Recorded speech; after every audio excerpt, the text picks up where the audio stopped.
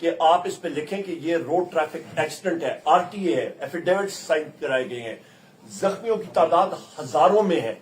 اور کوئی شخص یا زخمی اپنے آپ کو ڈکلیئر کر کے اسپتال میں کہتا ہے کہ جی میں فلائی جگہ پہ زخمی ہوا, اس کا نام پنجاب پولیس تو جا کے براہ راست آپ کا سندھ میں, بلوچستان میں اور پنجاب میں پولیس براہ راست ان گمنام اشخاص میں لکھ دیتی ہے اور FIRs میں لکھ دیتی ہے, اور ان کو پھر وہ FIRوں کے اور کورٹس کے چکر کاٹنے پڑتے ہیں اور ان کو جیل جانا پڑ رہا ہے. تو اس کے علاوہ تقریباً 5,000 سے زیادہ ہمارے لوگ 5,000 سے زیادہ لوگ جو ہیں وہ اریسٹ ہوئے ہیں. ان کو ہم لوگ کنڈیم کرتے ہیں. انفارمیشن آپ کی وہ سپریس کی گئی ہے انجرڈ کے بارے میں, اور وہ طریقہ کار اس کے بارے میں نے آپ کو بات کر دی ہے. وزیر اعظم عمران خان صاحب کا یہ حکم تھا کہ 13 دسمبر 2024 کو انشاءاللہ تعالی پشاور میں ہم لوگ ایک دعا اور جرگہ کا اہتمام کریں گے, اور یہاں پہ مختلف پارٹیوں کو ہم لوگ انوائٹ کریں گے, اور اس کے ساتھ ساتھ اس پہ دعا میں تعزیتی دعا میں مختلف 13 دسمبر 2024 بروز جمعہ. اس کے بعد 15 دسمبر 2024 اتوار کا دن جو آتا ہے, ہمارے پاکستان تحریک انصاف کے جو بین الاقوامی چیپٹرز ہیں, انٹرنیشنل چیپٹرز ہیں, وہ اپنے اپنے ممالک میں دعا کریں گے اور وہاں پہ اپنی ریلیز یا جو فنکشنز ہیں وہ کریں گے. ان کے لیے ہماری انٹرنیشنل چیپٹرز, ہمارے چیئرمین اور سیکرٹری جنرل صاحب نیسسری انسٹرکشنز وہ دے رہے ہیں. اس کے ساتھ ساتھ خواتین و حضرات, یہاں پہ میں نے بتا دیا آپ کو کہ جو ہمارے انجرڈ یا زخمی لوگ ہیں ان کو ڈرایا جا رہا ہے, دھمکایا جا رہا ہے, اور یہ ایسٹیمیٹڈ فگر میں نے آپ کو ابھی بتا دیے جو ہزاروں میں ہے. اس کے ساتھ ساتھ ملک میں تقریباً ورچوئل مارشل لا ہے. ورچوئل مارشل لا مطلب یہاں پہ لگا ہوا ہے, اور اس کے ساتھ ساتھ جو شہباز شریف ہے یہ تو آپ سمجھیں کہ اسٹیبلشمنٹ کا نکاح بنا ہوا ہے. اس کا جو مائنڈ سیٹ ہے شہباز شریف کا وہ بھی ہٹلر جیسا ہے, نازی پارٹی جیسا ہے. آپ یا دیکھیں کہ اس کا لباس بھی, یہ میرا خیال ہے شاید دیکھتا ہوگا ہٹلر کی پرانی موویز اور ڈاکیومنٹریز, اور اس جیسا ہی وہ لباس, وہی ٹوپی, وہی اس کا ڈریس کا طریقہ کار, وہ تو اس کے اوپر بالکل ڈھل گیا ہے. یہاں پہ پاکستان میں اس وقت چاہے وہ پنجاب پولیس ہو, چاہے وہ اور سیکورٹی ادارے ہوں, خواتین و حضرات, اسٹیٹ ٹیررزم یعنی کہ ریاستی دہشت گردی جو ہے اس کا بول بالا ہے. ہمارے لوگوں کے گھروں میں جا کے پنجاب پولیس اور باقی ادارے جو ہیں وہ جا کے توڑ پھوڑ کرتے ہیں, لوگوں کو انفورس ڈسپیئرڈ پرسنز بنا رہے ہیں, لوگوں کو اٹھایا جا رہا ہے, جھوٹے پرچے کیے جا رہے ہیں, سیدھی سیدھی گولیاں ماری جا رہی ہیں. اس کے ساتھ ساتھ میں پھر دہراتا چلوں, کیونکہ دہرانے سے جس طرح وزیر اعظم عمران خان صاحب کہتے ہیں کہ انسان جو ہے وہ یادداشت بہتر ہوتی ہے, کہ پاکستان کو 9/11 کے بعد 9 سپتمبر 2001 کے بعد جو وار آن ٹیرر شروع ہوئی تھی, اس پہ کولیشن سپورٹ فنڈ جہاں پہ نیٹو کے اور یونائٹڈ اسٹیٹس کا اکوپمنٹ ملا تھا دہشت گردی کی جنگ میں, 24 نومبر کو اور 25 نومبر کو خواتین و حضرات وہ اکوپمنٹ پاکستان کے نہتے شہری اور پاکستان تحریک انصاف کے ورکرز کے خلاف استعمال ہوا. اس میں آپ کو اسپیسیفکلی بتا دیتا ہوں کون کون سی چیزیں. امریکن ساکھ کی لائٹ مشین گن جو ان کے اسپیشل فورسز استعمال کرتے ہیں, M60 مشین گن ہے. اس کا وزن تقریباً 23 پاؤنڈ ہوتا ہے, اس کی لینتھ تقریباً 45 انچ ہے, اور یہ اس پہ پٹا چلتا ہے, ایک پٹے میں 50 گولیاں ہوتی ہیں, جتنا مرضی لنک کر لیں. اس کے اوپر نائٹ سائٹس لگی ہوتی ہیں, یہ اسپیشل فورسز استعمال کرتے ہیں. 7.62 × 51 ملی میٹر یا کہ 0.308 نیٹو راؤنڈ فل میٹل جیکٹ گولی چلتی ہے. اس گولی کی رفتار 850 میٹر فی سیکنڈ ہے. اس کی فائرنگ ریٹ جو ہے وہ تقریباً 850 راؤنڈ پر منٹ یہ مشین گن فائر کرتی ہے. یہ استعمال ہوا تھا پاکستان کے نہتے شہریوں پہ.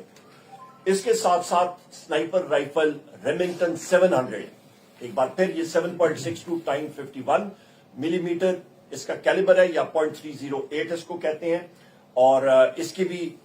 جو سپیڈ ہے وہ 850 میٹر فی سیکنڈ یا پھر 2400 فیٹ پر سیکنڈ, اور اس کی مار تقریباً 1 کلومیٹر تک بآسانی یہ مار کر سکتی ہے. سنائپر رائفل ہے اور جدید نائٹ ویژن کے ساتھ लेस ये भी इस्तेमाल हुई, और इसके साथ आर्कटिक इंटरनेशनल एक दूसरी स्नाइपर राइफल बरतानिया साख की नेटो की ये है, और ये भी 7.62 टाइम्स 51 मिलीमीटर या 308.308 इंच कैलिबर है, और इसकी भी स्पीड जो है गोली की ये तकरीबन 850 मीटर फी सेकंड या 2400 फीट पर सेकंड, और गोली का weight full metal jacket again, और उसका जनाब वेट गोली का 150 ग्रेन्स उसको कहते हैं, या फिर आपका तकरीबन 9.5 ग्राम गोली का वेट, ये इस्तेमाल किए गए स्नाइपर राइफल्स और लाइट मशीन गन नेटो और US weaponry with night sites Pakistan के निहत्ते शहरियों के ऊपर। इसके साथ साथ खवातीन व हज़रात, वजीर आजम इमरान खान साहब ने एक नेगोशिएशन कमेटी जो है वो बनाई है, उस पे मेरे भाई असद कैसर साहब हैं, उस पे हमारे सेक्रेटरी जनरल जनाब सलमान अकरम राजा साहब हैं, उस पे हमारे वजीर आला खैबर पख्तूनख्वा अली अमीन खान साहब हैं, उस पे हमारे सुन्नी इत्तेहाद काउंसिल के चेयरमैन जनाब हामिद रजा साहब हैं, वैसे तो मैं खुद भी उसमें वजीर आजम इमरान खान साहब ने शामिल की है, और ये हर किसी का इसके साथ नेगोशिएशन करने के लिए, मुज़ाकरात करने के लिए ये कमेटी एम्पावर्ड होगी, और हम लोग चाहेंगे कि खंदा पेशानी के साथ, खुले दिल के साथ, जिसने नेगोशिएटिंग जो ताकतें हैं, जो हुकूमत है, जो भी नेगोशिएट करना चाहे हम लोग इंशाअल्लाह ताला जरूर करेंगे। इसके साथ साथ वजीर आजम साहब ने, वजीर आजम इमरान खान साहब ने ये वाजे किया है कि हमारी डिमांड्स क्या हैं। ख़वातीन व हज़रात, हमारी डिमांड्स जो है पाकिस्तान तहरीक इंसाफ की वो बड़ी वाजे हैं